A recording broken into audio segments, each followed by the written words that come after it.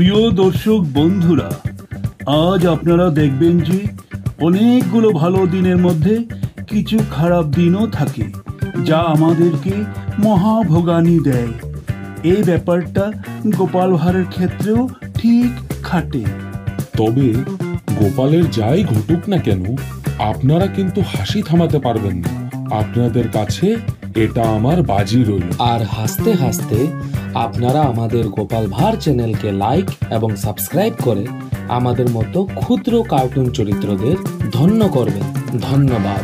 আমার তোমার সবার আমাদের গোপাল ভাঁড়। গোপাল ভাঁড়ের বাড়ি।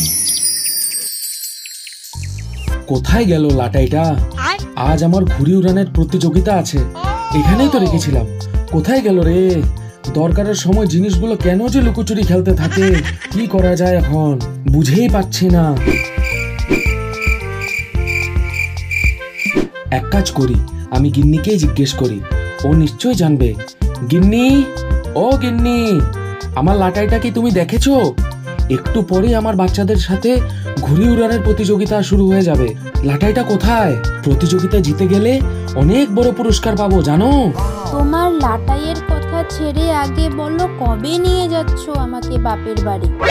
কাল রাতেই তো কথা হয়েছিল, এর মধ্যেই খেয়ে ফেললে। আমি বলছি একটা জরুরি কথা, আর তুমি আছো তোমার বাপের বাড়ি নিয়ে। তুমি বাপের বাড়ি গেলে কে আমাকে রেঁধে খাওয়াবে? এইসব ভাবনা কি একবার আসে তোমার মাথায়? শুধু বাপের বাড়ি আর বাপের বাড়ি। হ্যাঁ, আমার বাপের বাড়ির থেকে তোমার লাটাইয়ের কথা যখন বড় হলো, ঠিক আছে যাও, ওটা রান্নাঘরের তাকের উপর আছে, নিয়ে বেরিয়ে যাও। তবে আজ রান্না হবে না। না রাঁধলে তোমার পেটেই পড়বে, আমি তো ওখানে খেয়ে নেব। শুনেছি ওখানে ভালো রান্না বান্নার ব্যবস্থা হচ্ছে।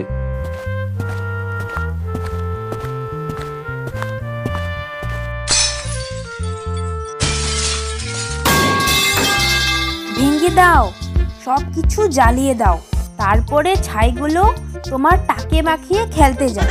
তবে আজ রান্না হবে না। গিন্নিটাও কেমন জানে, শুধু বাপের বাড়িই চিনল, আমার শখ আহ্লাদটা একটুকুও বুঝলো না। কবে যে শোধরাবে কে জানে। লাটাইটা তো পেলাম, ঘুড়িগুলো বাচ্চারাই নিয়ে আসবে, তাহলে সব ঠিক আছে, কোনো চিন্তাই আর নেই। তো এবার যাওয়া যাক। মাঞ্জাটা ঠিক মতো হলে এবার কারো ঘুড়ি আর আকাশে থাকবে না। আরে এরা দুজন কি করছে এখানে? এ বেটা নিরঞ্জন, এটা তুমি কি করছো? মোচাকটা তো তোমার গিন্নির মাথার উপরই পড়বে, বুঝতে কি পারছো না হাদা? গোপাল দাদা, তুমি চুপ করো, আমাকে শান্তভাবে কাজটা করতে দাও। তুমি চেঁচিও না, না হলে সবকিছু গোলমাল হয়ে যাবে। আরে তুমি কি নেশা করে এসেছো? তুমি কি বুঝতে পারছো না যে তোমার গিন্নি মোচাকটার নিচেই দাঁড়িয়ে আছে? একটা কেলেঙ্কারি হয়ে যাবে যে। নিরঞ্জন গিন্নি, তুমি পালাও। এই এই পড়লো পড়লো পড়লো, এই যে পড়লো।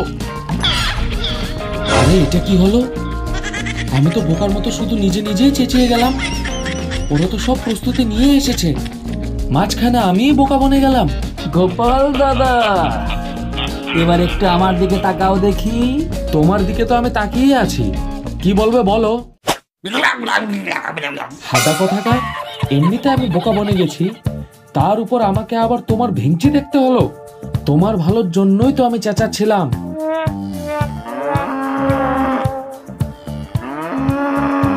আরে একটা বাছুরের আওয়াজ বলে মনে হচ্ছে, নিশ্চয়ই ওর কোনো বিপদ হয়েছে। আমি গিয়ে একটু দেখে আসি তো কি হলো বাছুরটার।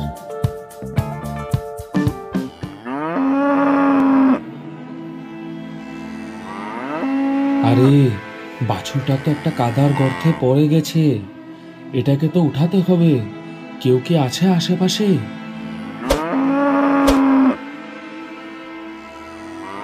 আরে কাউকে তো আশেপাশে দেখা যাচ্ছে না।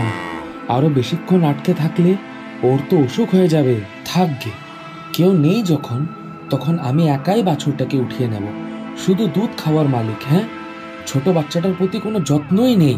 আয় আয় আয় আয় বাছুর, আমার কাছে আয়, আমি একাই তোকে উঠিয়ে নেব।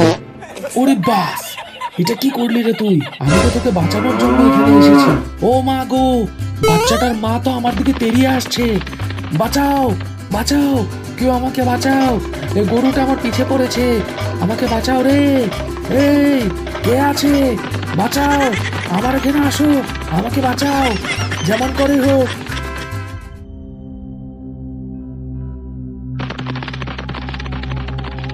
ওফ ওফ ওফ ওফ। কি হয়েছে গোপাল দাদা, এমন হাঁপাচ্ছ কেন?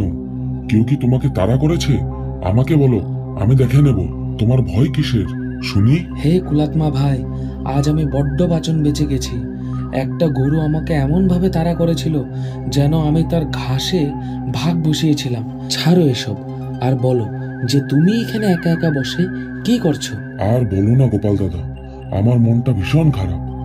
আমার প্রেমিকা শুধু আমার দোষ খুঁজে বেড়ায় আর বারবার রাগ করে আমার থেকে দূরে চলে যায়। আমি শত চেষ্টা করেও ওকে মানাতে পারছি না। কি যে করি গোপাল দাদা, আমার মাথায় তো কিছুই আসছে না। মাঝে মাঝে মনে হয় আমি আমার কঙ্কাল মাথাটাকে ভেঙে চুরমাচুর করে দিই আর কোথাও নিরুদ্দেশ হয়ে যায়। আর বলো না তাদের কথা, সে প্রেমিকা হোক চাই গিন্নি হোক, সবাই এক গোত্রের।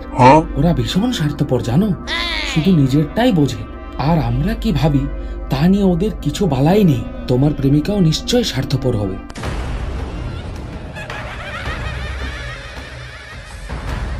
কি বলছিস রে তুই আমার প্রেমিককে? দেখো কোথাকার, তুই যা নয় তা বলে আমাকে আমার প্রেমিকের কাছে ছোট করছিস। কত কষ্ট করে আমি আমার প্রেমিককে পেয়েছি, আর তুই তাকে কুকুর দিয়ে দিচ্ছিস। দাঁড়া, দেখ এবার ছোট কাকে বলে। এই, আমাকে এভাবে শাস্তি দিয়ে তুই পার পাবি না। আমি মহারাজ কৃষ্ণচন্দ্রের খাস মানুষ আর তান্ত্রিক বাবার স্নেহপ্রদ। তান্ত্রিক বাবা জানতে পারলে উনি তোকে ভস্ম করে দেবে। তুই আমাকে এখনই ঠিক কর। কি করলে তুমি? ও না হয় না বুঝে কিছু একটা বলে দিয়েছে, এর জন্য তাকে তুমি কি এমন ভাবে শাস্তি দেবে? জানতে পারলে তান্ত্রিক ভীষণ রাগ করবে। তুমি এখন একটু দূরে চলে যাও। বাপ রে, এমন পাজি পেতনি নিয়ে তুমি কি করে ঘর বাঁধবে? কি বদমেজাজি রে বাবা, ওকে তুমি কিভাবে সামাল দেবে? ও তোমার জীবনটা একেবারে জঞ্জাল করে দেবে। কি বললি রে দেখো? দাঁড়া, এবার তোকে জ্বালিয়ে ছাড়খাড় করে দেব। ওরে বাবা রে, আমাকে তো পেতনি খেয়ে ফেললো। ওগো, তুমি গোপাল দাদার পেছনে যাচ্ছ কেন? ওকে যেতে দাও। এ কুলাত্মা, আমাকে বাঁচা। নিরঞ্জন, বিজন, তোরা কোথায়? যেমন করে হোক আমার কাছে আস। দেখ, পেতনিটা আমার পিছনে মশাল নিয়ে দৌড়াচ্ছে। রাজা মশাই বাঁচাও। এই মন্ত্রী বেটা, তুই তো আস, বাঁচাও বাঁচাও। আরে গোপাল দাদার কি হলো? এভাবে পালাচ্ছি কেন?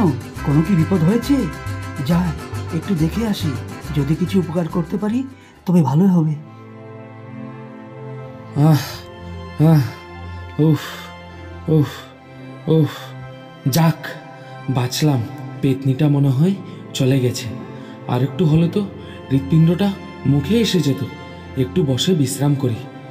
ঘুড়ি উড়ানোটা আর হলো না আজ। কি হয়েছে গোপাল দাদা, আমাকে বলো। আমি কি কিছু তোমার কাজে লাগতে পারি? সকালে তোমাকে ভেঙচি দেওয়ার জন্য আমি সত্যি মাপ চাইছি। এখন আমাকে দয়া করে বলো, তোমার কি হয়েছে? এভাবে পালাচ্ছিলে কেন বলো। নিরঞ্জন, তুমি পারলে আমাকে আরেকবার ভেঙচি কাটো, এতে আমার খানিকটা আত্মশুদ্ধি হবে। না হলে এভাবে যেচে যেচে গিন্নির সঙ্গে মাথা গরম করি আর ওর মনের সঙ্গে কাটাকুটি খেলি আমি। নিরঞ্জন, তুমি যা দেখলে এগুলো সব আমার পাপের প্রায়শ্চিত্ত। না না গোপাল দাদা, তুমি এভাবে মন ছোট করো না। তোমার মতো ভালো মানুষ আর কয়জন এই কৃষ্ণনগরে আছে বলো তো? যখন যার কোনো বিপদ হয় তখন সবাইকে তুমিই তো নিজের বুদ্ধি দিয়ে বিপদমুক্ত করো। না হয় গিন্নিমার সাথে একটু মাথা গরম হয়েছে, দেখো তো আবার তুমি আফসোসও করছো। এটা তো ভালো মানুষেরই লক্ষণ। দেখো নিরঞ্জন, আজ আমার দিনটা একটু খারাপ ছিল, তাই আমার অনেক দুর্ভোগ হয়েছে। তবে এটা সত্যি, গিন্নি হলো ঘরের লক্ষ্মী।